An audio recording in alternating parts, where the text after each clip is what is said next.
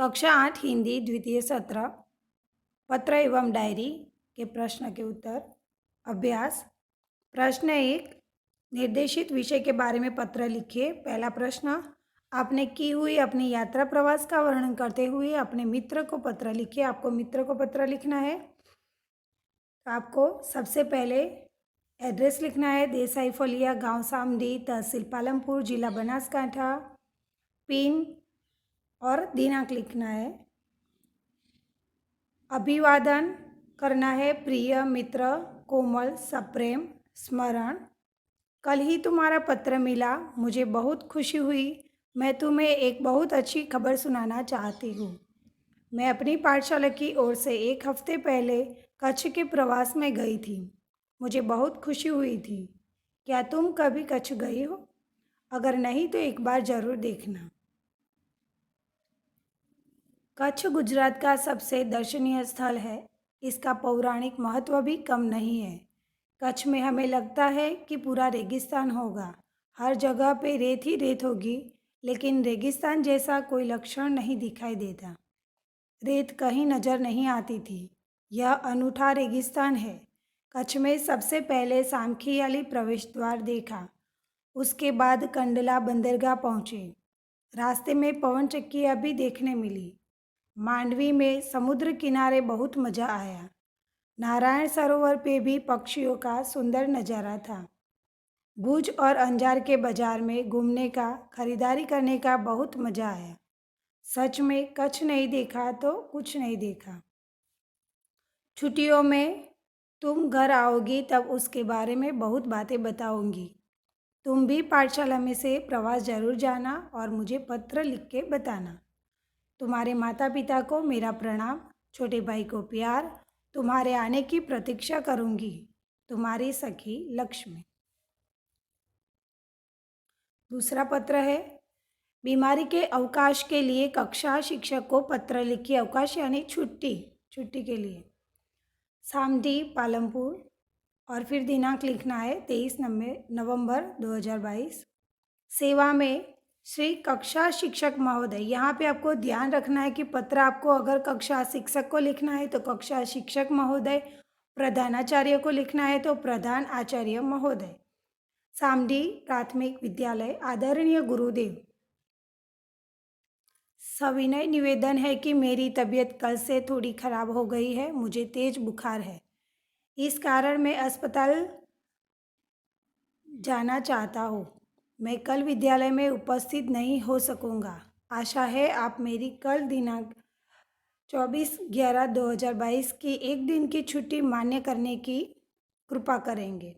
बाकी का अभ्यास मैं अवश्य पूरा कर लूँगा। आभार। आपका आज्ञाकारी छात्र दिलीप, कक्षा 8 क्रमांक 17। तो यहाँ पे आप देख सकते हैं कि आपको आपका जो वर्ग है, कक्षा है वो और क्रमांक भी लिखना है। तीसरा प्रश्न है, अपने स्कूल की किसी समस्या के बारे में प्रधानाचार्य को पत्र लिखिए। तो उसमें जो ऐसे एड्रेस है वो आप देख सकते हैं, वो सेम ही है, क्योंकि आपको कक्षा जो शिक्षक है उसको लिखना है या फिर यहाँ पे प्रधानाचार्य है। सिर्फ यहाँ पे सेवा में श्री प्रधान आचार्य महोदय वही चेंज होगा। आदरणीय गुरुदेव, सविनय निवेदन है कि हमारे पाठशाला की एक समस्या के बारे में मैं आपको बताना चाहती हूँ। पिछले कई दिनों से हमारी कक्षा में जो प्रोजेक्टर है वह काम नहीं कर रहा है। उसमें जो चलचित्र आते हैं वह बिल्कुल दिखाई नहीं दे रहे हैं, सिर्फ आवाज़ सुनाई दे रही है। हमें प्रोजेक्टर पर पढ़ना अच्छा लगता है, जल्दी याद भी रहता है। कृपया करके आप हमारी इस समस्या को हल करें। यह मेरी आपसे नम्र प्रार्थना है। आशा है आप प्रोजेक्टर ठीक करने वाले को शीघ्र ही बुलाएंगे। आपकी आज्ञाकारी छात्र सोनल राम सिंह, कक्षा 8 क्रमांक 11। तो यहाँ पे भी आप देख सकते हैं, मैंने एक बार लड़का लिखता है उस तरह लिखा है और लड़की लिखती है इस तरह लिखा है, ताकि दोनों को समझ आए कि किस तरह लिखना है। प्रश्न 2, सोचिए और लिखिए। पहला प्रश्न है, अगर तुम्हें मोबाइल फ़ोन पर अपने मित्र को SMS द्वारा बधाई संदेश भेजना है तो क्या लिखोगे। यहाँ पे क्या बधाई देना है वो नहीं लिखा है, तो आपको कुछ भी बधाई लिख भी सकते हो और सिर्फ बधाई देनी है वही लिख सकते हो। तो यहाँ पे मैंने लिखा है संदीप, तुम्हें मेरे और मेरे परिवार की ओर से इस शुभ अवसर पर हार्दिक शुभकामनाएं। तुम हमेशा इसी तरह प्रगति करते रहो, हम हर कामयाबी हासिल करो, ये भगवान से प्रार्थना है। ज़्यादातर लोग इंग्लिश में एसएमएस करते हैं, यानी कि टाइप इंग्लिश में करते हैं। तो हमें इंग्लिश में नहीं लिखना है, इसी तरह हिंदी में ही लिखना है, वरना आपका जो एग्ज़ाम में क्वेश्चन होगा वो फेल हो जाएगा। दूसरा प्रश्न, तुमने इस बार छुट्टियों में क्या क्या किया, यह अपने मित्रों को कंप्यूटर पर ईमेल द्वारा बताना हो तो क्या लिखोगे। आप ईमेल लिखो या फिर मैसेज लिखो, व्हाट्सएप पे लिखो, कहीं भी मित्र को मोबाइल से लिखना है तो सिर्फ इसी तरह आप लिख सकते हैं। वो कैसे भेजना है उसकी अलग ट्रिक होती है और वो आपको शायद मालूम ही होगा। रवीना, इस बार छुट्टियों में मैं अंबाजी गई थी, यह एक प्रसिद्ध धार्मिक स्थल है। अंबाजी में माँ अंबिका यानी कि अम्बे का बहुत बड़ा मंदिर है।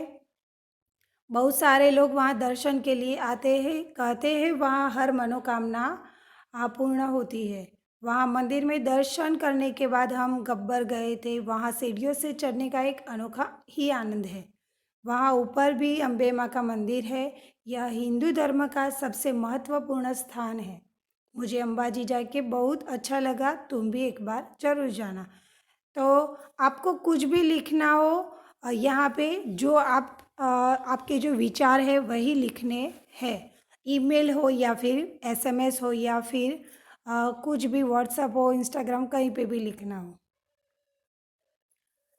प्रश्न 3, दिए गए प्रशासकीय शब्दों के आधार पर वाक्य बनाइए। यहाँ पे है कि हमें वाक्य बनाना है, लेकिन मैंने यहाँ आपको शब्दों का अर्थ भी दिया है ताकि अगर आपको अर्थ मालूम होगा तो आप दूसरे और ज़्यादा वाक्य बना सकेंगे। अधीक्षक यानी क्या होता है, तो अधीक्षक यानी कार्यालय का प्रधान अधिकारी, प्रधान यानी मुख्य, सुपरिटेंडेंट निगरानी रखने वाला व्यक्ति। अभी वाक्य मैंने यहाँ पे लिखा है कि अधीक्षक को अपने कार्यालय की सब जानकारी होती है। आप दूसरा वाक्य भी अब बना सकते हैं। दूसरा शब्द है प्रभारी। प्रभारी यानी कि कार्यभार चलाने वाला, जिसके ऊपर किसी विभाग का कार्यभार या जिम्मेदारी हो। इंग्लिश में हम बोलते हैं इंचार्ज। तो वाक्य, संसद में सुरक्षा के लिए सर्वोच्च प्रभारी अधिकारी होता है। तीसरा शब्द है आयकर यानी कि इनकम टैक्स। आपने इनकम टैक्स सुना ही होगा। वाक्य, अभी देश में 1961 से आयकर कानून लागू है।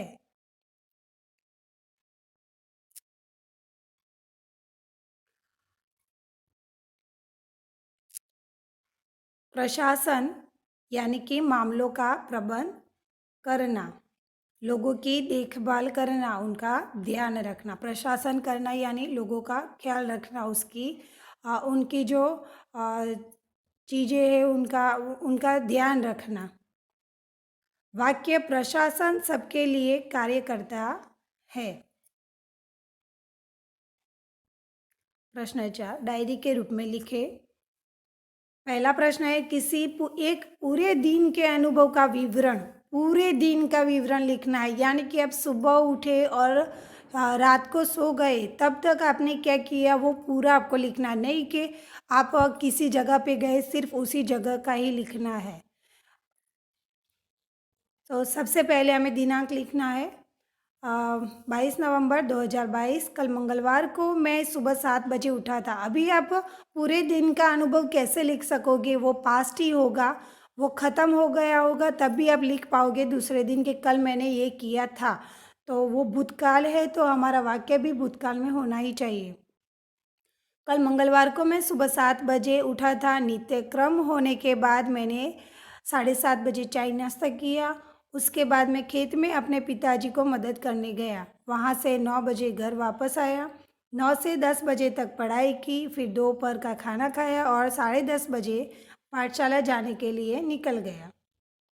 कल हमारी पाठशाला में गणित विज्ञान प्रदर्शन था, इसमें मैंने हिस्सा लिया था। मैंने पेरिस्कोप बनाया था। हमारे आसपास की सभी स्कूल के बच्चे अपने प्रोजेक्ट लेकर हमारी पाठशाला में आए थे। सबके प्रोजेक्ट हमने देखे और समझे। मुझे कल पाठशाला में बहुत मज़ा आई। 5:30 बजे मैं घर वापस आया, थोड़ा सा नाश्ता किया और अपने दोस्तों के साथ खेलने गया। 7 बजे रात का खाना खाया। फिर 7:30 से 9 बजे तक पढ़ाई की। 9 से 10 बजे तक टीवी देखी। 10 बजे मुझे नींद आ गई और मैं सो गया। तो यह होता है पूरे दिन का, नहीं कि सिर्फ पाठशाला में आपने क्या किया वो लिखना है, पूरे दिन का लिखना है। दूसरा प्रश्न है, वार्षिकोत्सव में सर्वश्रेष्ठ वक्ता का पुरस्कार मिलने का आपका अनुभव।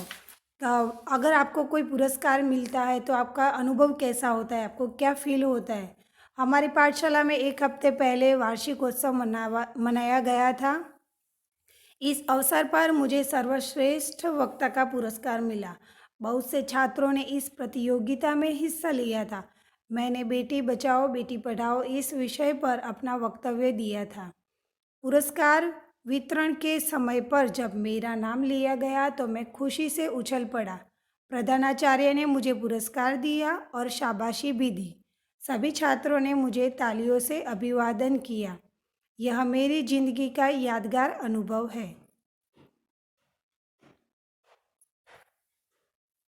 तीसरा, अपने जीवन का कोई सुखद अनुभव, यानी कि अच्छा जिसमें आपको आनंद आया हो। एक बार मैं पाठशाला जा रहा था, रास्ते में मैंने देखा कि एक लड़के का एक्सीडेंट हुआ है। मैंने वहाँ तुरंत जाकर उसे रास्ते की बाजू पे बैठा दिया। फिर अपने अध्यापक को बुलाया और 108 को फ़ोन करवाया। हमारे अध्यापक ने उसका प्राथमिक उपचार भी किया। उसे 108 एम्बुलेंस अस्पताल ले गई। उसके घर वालों ने मुझे बहुत सारे आशीर्वाद दिए और आभार माना। किसी की जान बचाना यह मेरे लिए सबसे सुखद अनुभव था। स्वाध्याय में सिर्फ एक ही प्रश्न था कि मातृभाषा में अनुवाद कीजिए। वहाँ पे जो पैराग्राफ है वो आपको स्वाध्याय जो टेक्स्ट बुक है उसमें मिल जाएगा। यहाँ पे मैं अनुवाद अ, लिखा हुआ है। આજે તારીખ 10 ઓગસ્ટ 2011 રાત્રે ઊંઘ આવતી ન હતી. આનંદનો પાર ન હતો. ક્યારે સવાર પડે તેની રાહ જોતો હતો. શાળાએથી ફરવા જવાના આનંદમાં કલ્પના કરતાં કરતાં મને ઊંઘ આવી ગઈ. સવારે 4 વાગ્યે એલાર્મ વાગ્યું અને મમ્મીનો અવાજ આવ્યો, રાકેશ ઉઠ. 4 વાગી ગયા. હું આનંદ અને ઉત્સાહથી ઉઠ્યો. મનમાં ડર પણ હતો કે માસ્ટરજી ગુસ્સે ન થાય. સ્નાન વગેરે પતાવીને હું શાળાએ પહોંચ્યો. બધા મિત્રો આવી ગયા હતા. માસ્ટરજીએ બધાને બસમાં બેસાડ્યા અને અમે ફરવા માટે નીકળી પડ્યા. તો અહીંયા આપણો સ્વાધ્યાય પણ પૂર્ણ થાય છે. નેક્સ્ટ વિડીયોમાં આપણે એના પછીનો જે પાઠ છે કચ્છ કી સૈર, એના પ્રશ્નોના જવાબની ચર્ચા કરીશું. તમારા પ્રશ્નો તમે કમેન્ટ બોક્સમાં લખી શકો છો અને વિડીયો ગમ્યો હોય તો એને શેર કરજો, લાઈક કરજો. Thank you.